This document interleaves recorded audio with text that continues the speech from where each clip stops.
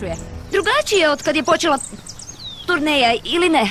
Mislim, cijelo vrijeme razmišlja o svojim problemima, svojim potrebama, svojim ponudama i što sad obavlja?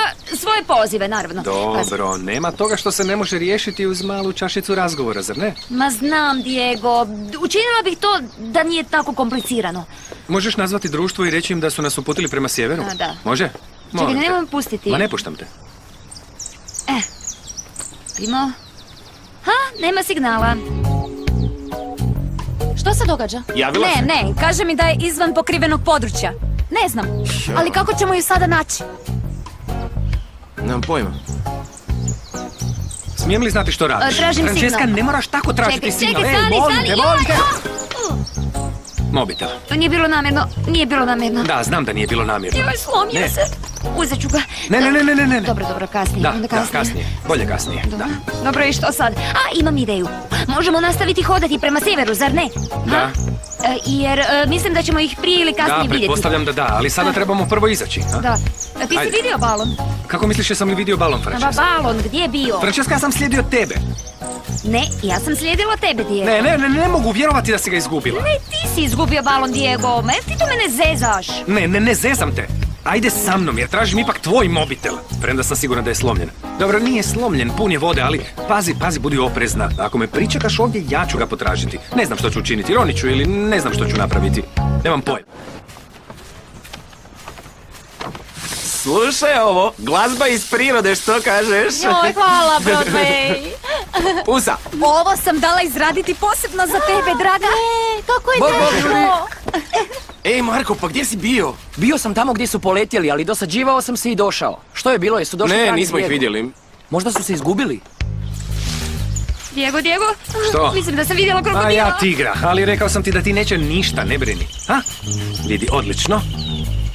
Francesca. Što? Ma ne, to je za Violetin poklon. Znam, ali treba mi, molim te. Zbog čega? Pa jer se moram uvjeriti da ne idemo u krug. Moram znati da se nismo izgubili, u redu? Uostalom, prema položaju sunca, mislim da je sjever prema tamo.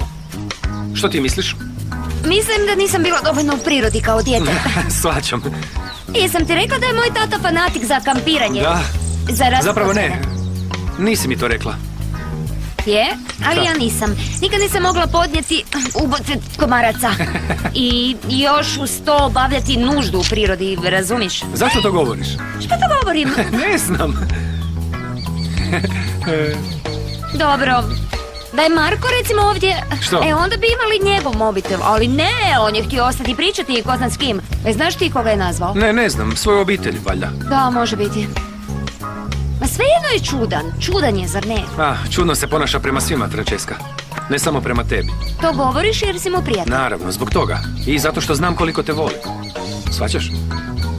Siguran? Siguran sam. Još malo dalje, Natalija prema tamo. Joj, evo ga!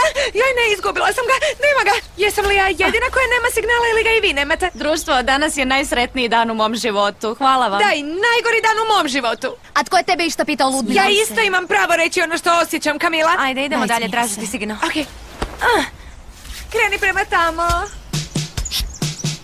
Društvo. Slušaj, to su oni.